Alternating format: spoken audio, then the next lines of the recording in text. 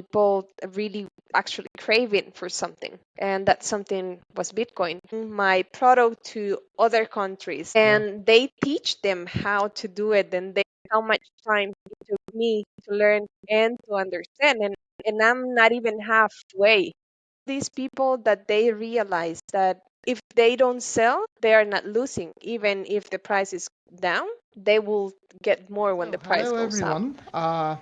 It's me, Nas and Lance, here in the Old Moon show, and we have a very special guest here, Evelyn. And probably most of the people in this adopting Bitcoin merchants payments, they know Evelyn from El Salvador and Berlin. Of course, not Deutschland. It's the El Salvador, which is a bit more beautiful than Germany, isn't it?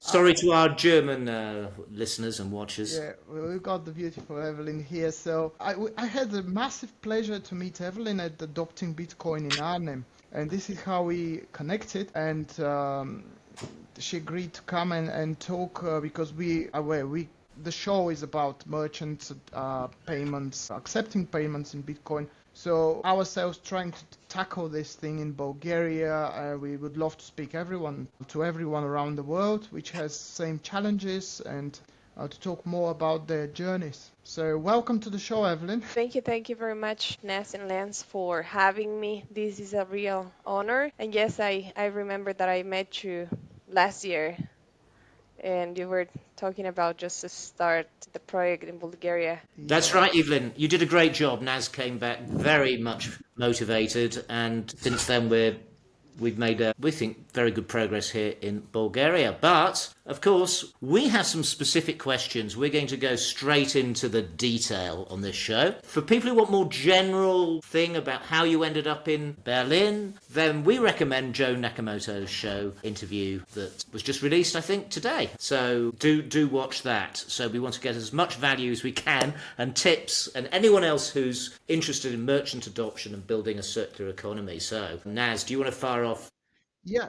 So, in that show, we really want to dive into the DNA of a circular economy. And more specifically, we want to talk about the communication you have with all the merchants, because you are someone probably that has the knowledge and who is someone that responds to different problem issues and even onboarding these merchants. So I really want to start with what kind of educational tools or approaches you have that have proven most effective when you talk to merchants, residents. When you talk to merchants, you should be accepting Bitcoin, and when you talk to residents, you should be paying with Bitcoin. So whether it's you have to be on the ground, that's for sure. But anything else you communicate, like do you have a website? Do you chat? Do you send on the Telegram or X or whatever? How do you share that info?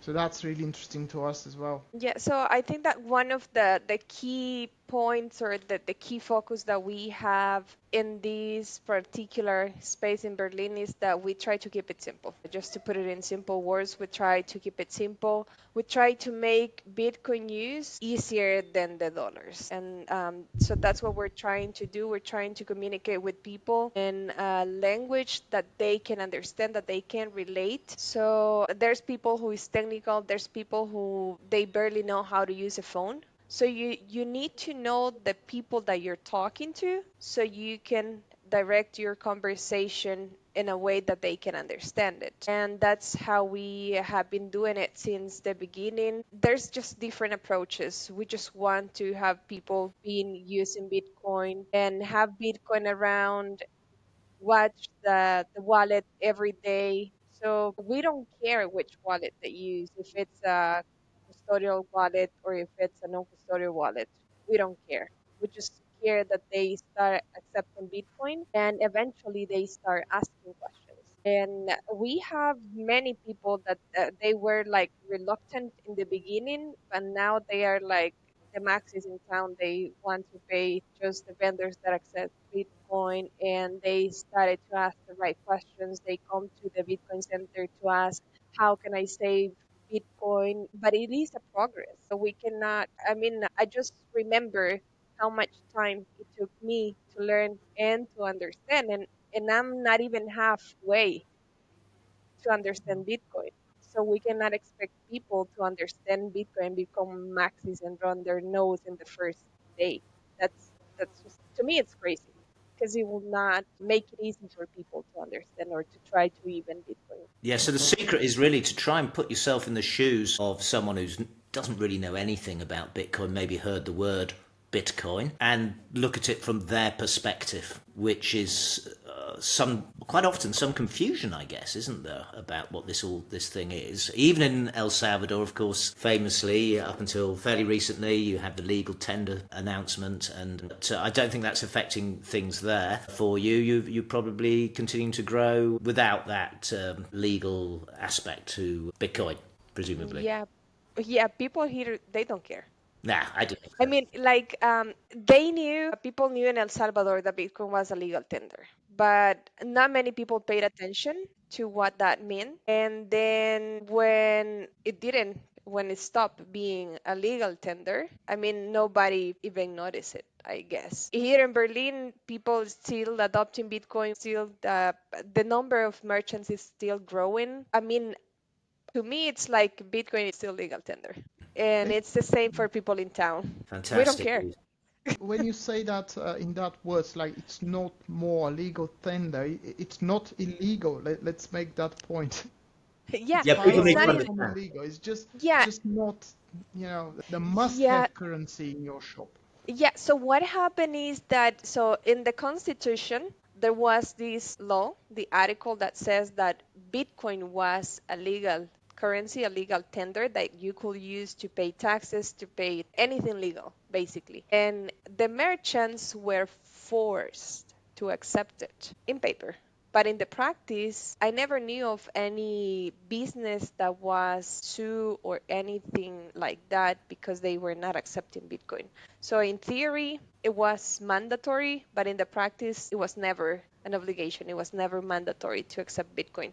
So what changed now it's that they remove the word legal tender with Bitcoin and they remove the word mandatory. So now for any private company, it is optional. Yeah. So it's not illegal, it is just optional. If you want to accept it, you can accept it. That's not a problem. The Bitcoin can still circulate in El Salvador without any issues. And the government institutions, they cannot accept payments anymore. That's the changes. So people is still using it. More people it's getting remittances also sent from overseas. So it's growing.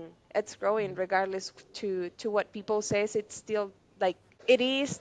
We're not in a rush, so just slow by slow, people it's still adopting Bitcoin. Just probably one question that will prove the point. When that was announced, do you have at least a single call from someone, a business, that's calling you and asking you, hey, Evelyn, I heard something, what should we do now? No, Did you have that question? not a single one. Okay, exactly. So that proves the point, what you were just saying. Because otherwise, I mean, people may hear something on the TV or whatever, or read something on the internet and call you, oh, are we legal now? And probably no one called you, as you say, so that means nothing has changed in that respect. Yeah, at least in Berlin, nothing has changed. Yeah. Super. I've got a question just about the depth of the circular economy. So you've been growing it, and more, I guess, bars, restaurants, cafes have been accepting it. And are they now introducing it to suppliers saying, hey, I've got this Bitcoin, I've got my sats, can I pay you for the stock into my store in Bitcoin? Is that element of circularity beginning to happen? Yeah, it started to happen a long time ago. Of course, it's not with everyone, but we have even one of the suppliers that came by to the center. So with this supplier, what's happening is like the employee who comes to Berlin to distribute the products, he is accepting Bitcoin. But then he comes to exchange it because the company, which is a big company in El Salvador, they still not accept Bitcoin. But the merchants can pay because they convince that like their direct contact to accept it, even though this person needs to come to the center to exchange it to bring the fiat to the company. But I mean, we started because that's a really big company. They supply a lot of the businesses here in Berlin. And then we have some others that they are like the direct suppliers that they have been orange peel kind of by the merchants, and they're been able to pay with Bitcoin now.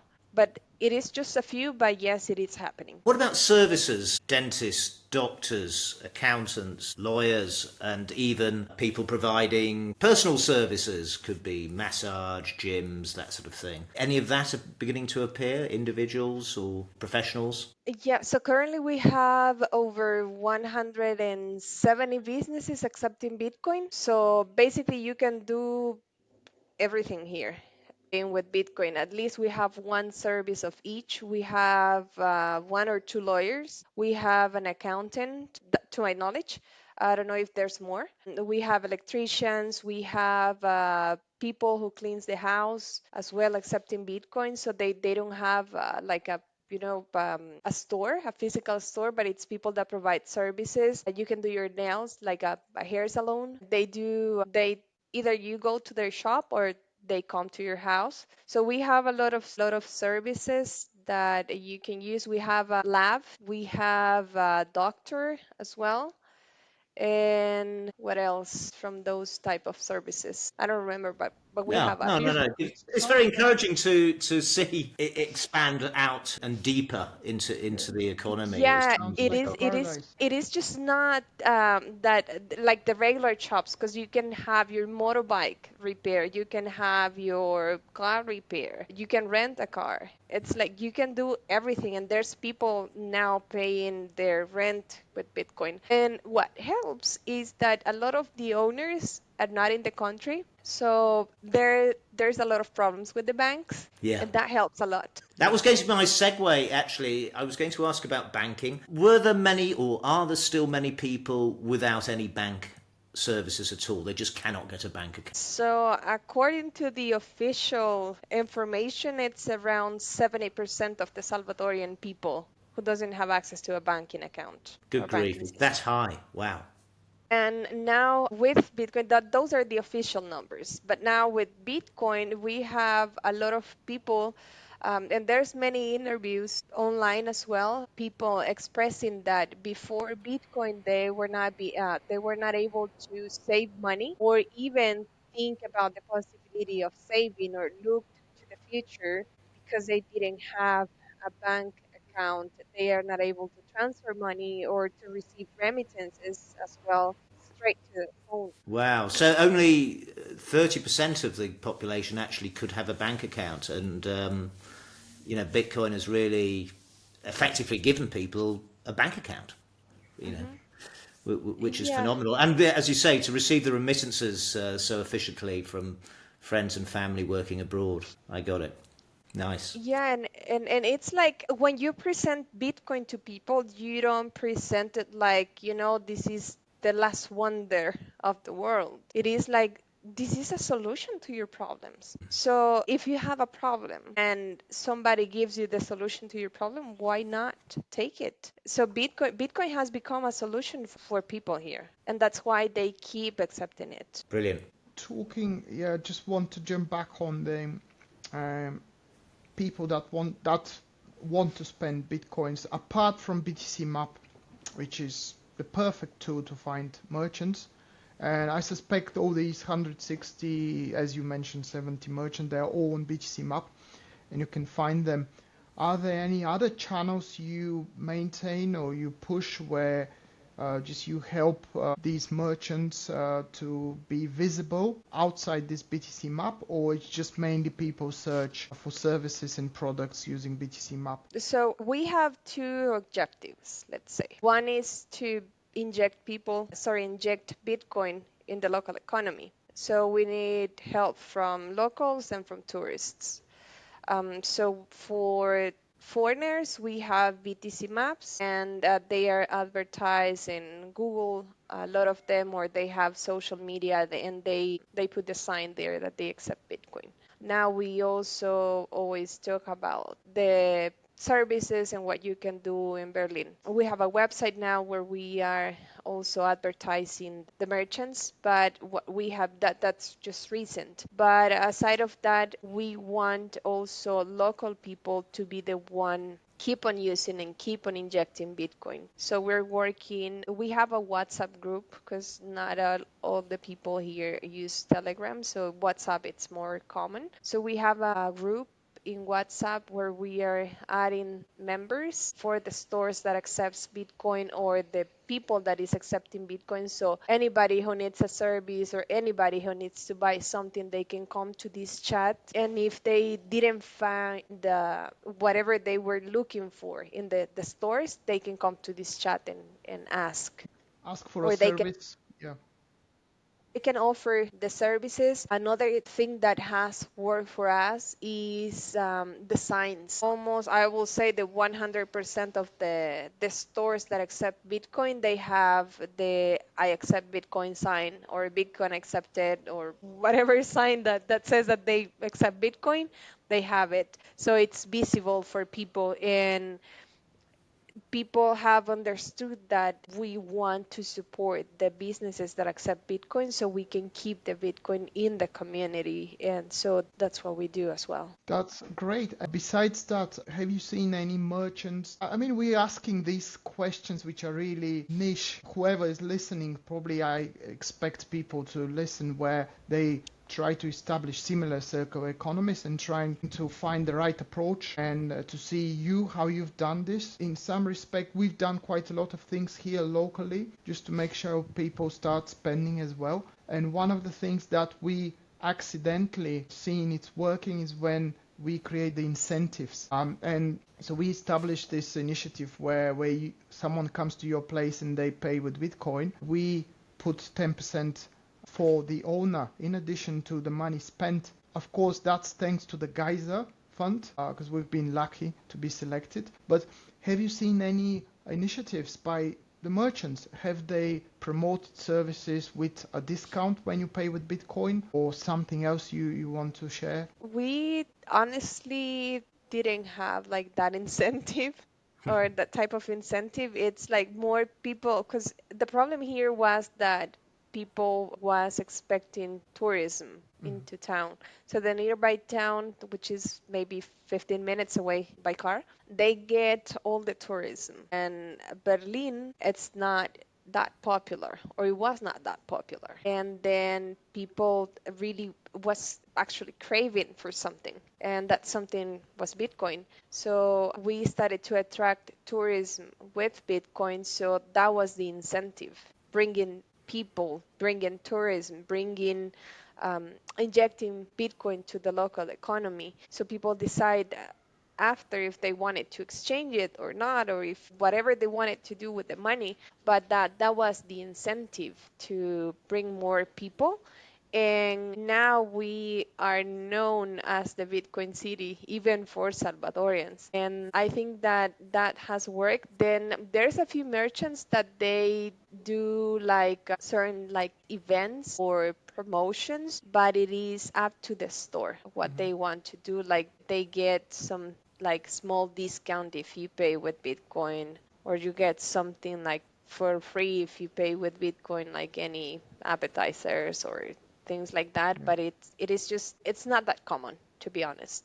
It's good enough to be accepting Bitcoin. People are happy to pay with Bitcoin, and that's just the way it should be. Fantastic, absolutely amazing. And in terms of the tourism aspects, which is something that we've actually seen here in Bulgaria, we've had people come from other countries use B2C Map and spent their Bitcoin in the venues, which has been amazing to see. It's starting at a fairly low base, but you've got to start somewhere, haven't you? So the tourism aspect, has that really been felt? People are really going, yeah, there are foreigners wandering around here now, and they're happy to spend Bitcoin. Quite a few of these foreigners. Is that a real thing now?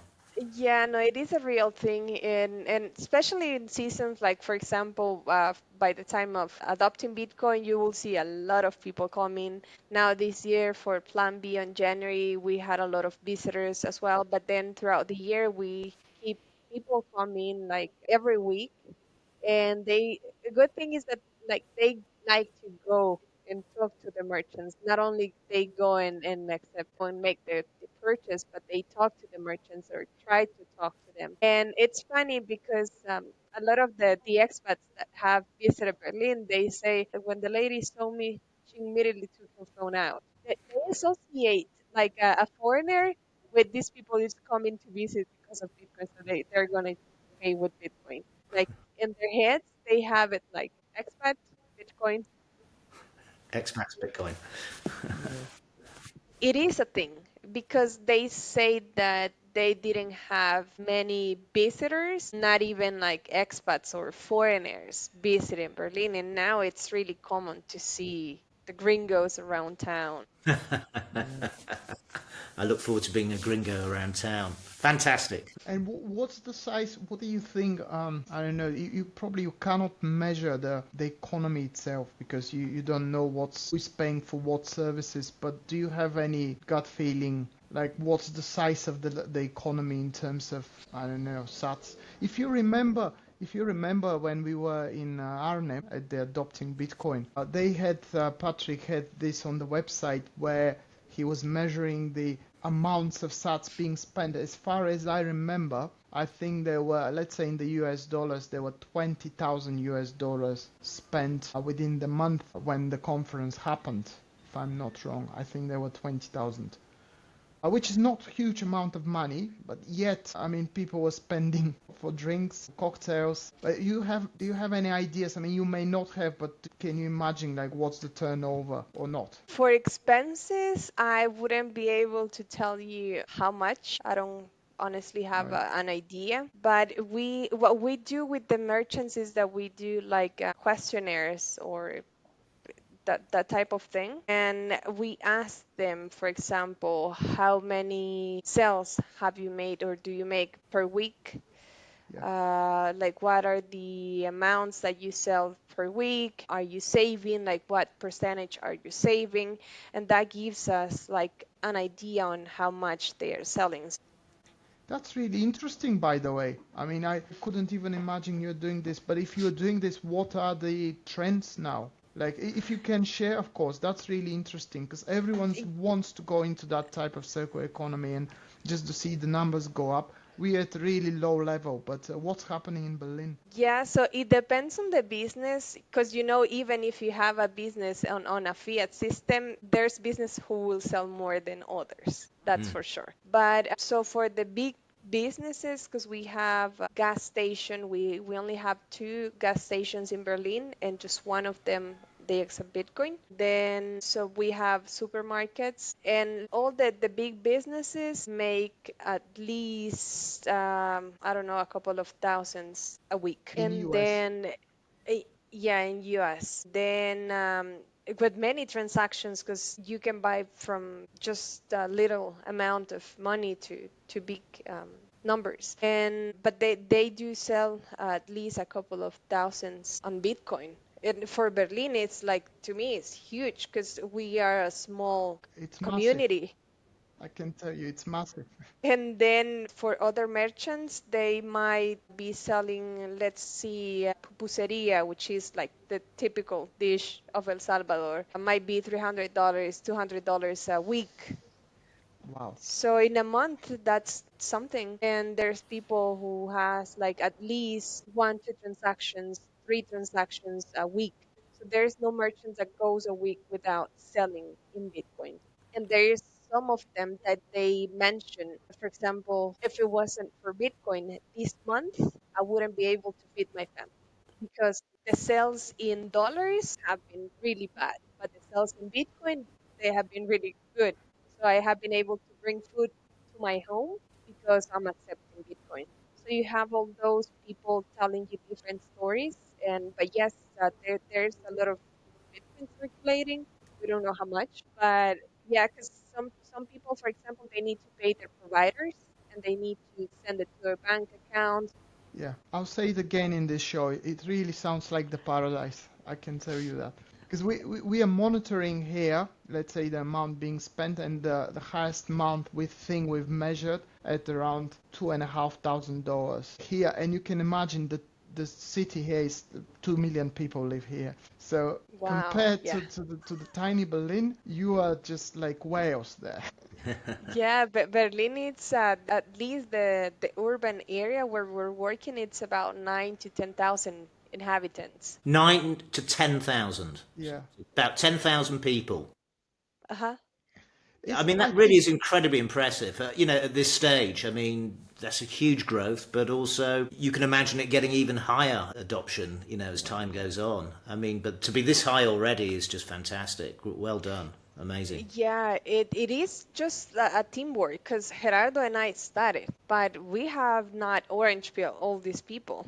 No. It has been, a team effort. Charlie has done an amazing job. He has been the director of adoption in the project. And then we have Patty. She's the manager of the center. And she does an amazing job with the kids because we have some volunteers as well. And whenever somebody comes to the center and they ask questions or they have any problems, they are the ones like running and helping people. And then there's the merchants, the expats as well, because they hire people and they teach them. Even if they don't speak the language, they try to communicate and tell them to accept Bitcoin, or they send them to the center so they can learn how to use Bitcoin so they can get paid in Bitcoin. The expats are amazing because they come, so they need services, but they will only hire people if they accept Bitcoin. I love it. This is paradise, as you say, Naz. It's yeah, been you've got everybody working for you, kind of in the right direction. It's yeah. phenomenal. Yes, yes, it's that the synergy is great, the energy is great, and it's people that it's aligned with what we want to do. We have this common goal, and it is to make the adoption happen, and everybody helps in the ways that they can. And then the merchants, the Salvadorians, are telling the neighbor that the merchant to the neighbor, you should accept Bitcoin because this has bring more business to my shop. I'm making more money. I'm making more sales. I'm even sending my product to other countries, Yeah. and they teach them how to do it. And they, because it is funny because we have this WhatsApp group and we add every new merchant there. So sometimes we get the text messages, "Hey, can we add this number to the group? Because this store is now accepting Bitcoin." They send the photo of the store and they say this phone number. They are now accepting Bitcoin. They need a sticker, and it's like, thank you. Fantastic. I They think we've they got a did few the job. tips there, actually, Nasco, Yeah. haven't we? Yeah, I'm booking a plane ticket to El Salvador in November now. Yeah, mine's It's already booked. we're dreaming about this type of economy here, but it's happening slowly. But yeah, It's it's slow. amazing to It's hear that. Yeah, I mean, in the beginning, it's like it's slow, and we feel like it's still slow because we want all the town. But and all the people to, because having merchants accepting Bitcoin is one thing. Having people understanding Bitcoin, it's a different thing. So we have been working on adoption, and we know we can do a lot better, with more work. But right now, we're trying to focus on the quality of the people that is accepting Bitcoin. So now they know it works, they have experienced it. Some of them, they are in the right direction. They are now saving self custody, and we want to migrate all these people that is accepting Bitcoin to be on the right track, to understand more Bitcoin and to start saving Bitcoin. Absolutely. That's absolutely key for longevity. And of course, I have to maybe mention the elephant in the room. We've had a year of the price going up. This has that helped at all? People have some sats left, and they're thinking, "Gosh, I thought that was just, I don't know, $20, but now it's $40 or $60." Do people talk about that sort of thing? Yeah, yeah. Great. So we have it's like you have a little bit of everything here. You hear all these stories. I was talking to one of the stores that she has, well, she just opened a third supermarket. So she started accepting Bitcoin like long time ago. And then, but she was telling me that people call me crazy because I'm telling them that I'm accepting Bitcoin and that I'm saving it. And then when the price goes down, they tell me, "Hey, how does it feel? You lost money." But now that the price has gone up, I'm telling them, "Hey, I want money." And she tells me, but my answer is, I'm not losing money because I'm not selling.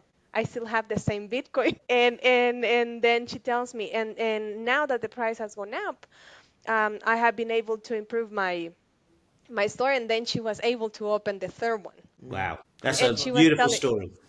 yeah, and it's the same.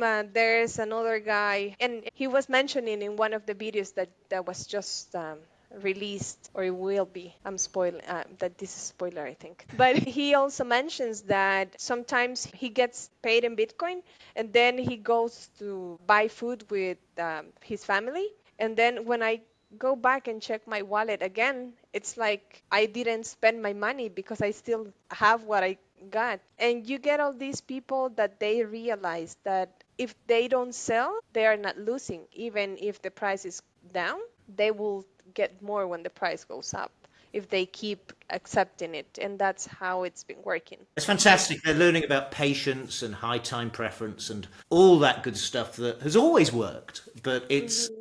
obviously in less wealthy or poorer areas. It's always been something very hard to instill, hasn't it? You know, where people have got some money and they've spent it by the time they've got the extra check in. So it's long term living now, really creeping into the community and spreading the word. And I love the fact that they're learning. There's no loss until you've sold. I love that one. Well done. Anything else? How can people get hold of you if they want to come and be a tourist or even be a full-time expat in Berlin? What's the best way to find you? What are the tips coming to Berlin? Like you fly to, what are the tips getting there and Good recommendations? question. So, yeah, well, if people want to come to Berlin, they can also reach us through our Twitter account, which is Bitcoin Berlin SB. The SB is because El Salvador, that's the abbreviation SB. A lot of people think otherwise. They think other Not stuff, but Satoshi's vision. yeah, so it's SB is because of El Salvador. Bitcoin Berlin, that's our Twitter account. They can send us a message, and we can make the arrangements for them to be picked up at the airport and then driving them straight to Berlin. We have really nice accommodations now from locals and also expats that are providing those services now. Really great food, great host. So also they can contact the driver. He's a Salvadorian, and he provides like taxi services, like Uber services, but it's a Bitcoin company, so he can pick you up at the airport and then drive you to Berlin as well. Yeah, so those are the contacts, and we can take care of accommodation. We can help providing any information as well, because what we are working on, just for you to know, we're going to have all this information in the website that we are still, it's already published, um, but we're still adding information. But all the accommodation, transportations, and anything that you can do in Berlin, it's going to be in the website. So, and it will have information on activities such as the hiking into volcanoes, mountain biking around the region, and that sort of thing. Yes. Beautiful. Super. Can't wait. Yeah, Can't no, wait. we're Yeah, waiting for you on November. Hopefully you hope can make Absolutely. it so. to Yeah, we Berlin. hope so. Yeah. Yeah, so thank you very much for joining. And it was really great to hear these insights from, is it the best in the world circle economy, or is it not? Because if you compare the population, if you take the numbers, the population and the number of merchants, and as you mentioned in this show about the size of the money, of the sats being spent, it sounds like it's the best circle economy in the world. So Who knows for sure?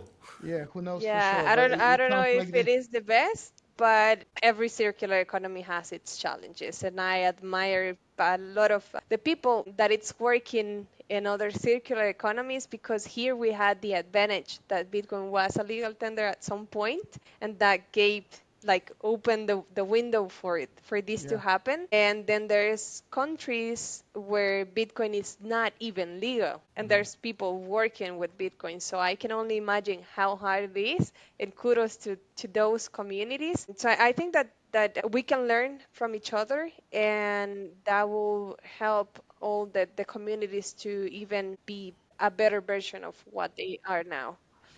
Yeah. This is the whole point actually of this podcast. We want to talk only about these circular economies, challenges, solutions, and recommendations from, so everyone can recommend different things that work or work that doesn't work. So we'll be looking forward to speak to more people around the world that are in this, and hopefully everything will grow. Which actually it's certain. It's not a hope. We're sure about that, isn't it? Yeah, So it's more some common of now. us in very early stages, but things will happen. So yeah, thank you very much for joining, and yeah, we wish you a beautiful day. I believe it's a day now in El It's Salvador. more early morning there, I think. Early It's morning. morning. Yeah, And it's evening here. So, yeah, have a fabulous day, Evelyn. It's been wonderful to meet you. Nasco came back full of enthusiasm from Arnhem. And next we'll meet in your glorious Berlin in El Salvador Hopefully in we will. November. And thank you very much for having me. And yes, I mean, I think it's a teamwork, worldwide team that we're passionate about making the adoption happening. And sometimes you need to push others because they are not seeing the bigger picture. So you need to give them just a little yeah, push, and you see magic happening like Nas and you are doing now. yeah. Congratulations to you as well, and keep it up, and just remember to keep it simple. Yeah, you Yep. did a slight push there in Arnhem. You said, "Oh, you go back and you can do it, no worries." And this is how things happen. Yeah, right. So great. We'll leave in the details below all some of the information, the link to your website as well. You're going to provide that, and Twitter accounts, X accounts, and everything else. See you soon, I hope. Thank you, All the thank best, you. Evelyn. Yeah.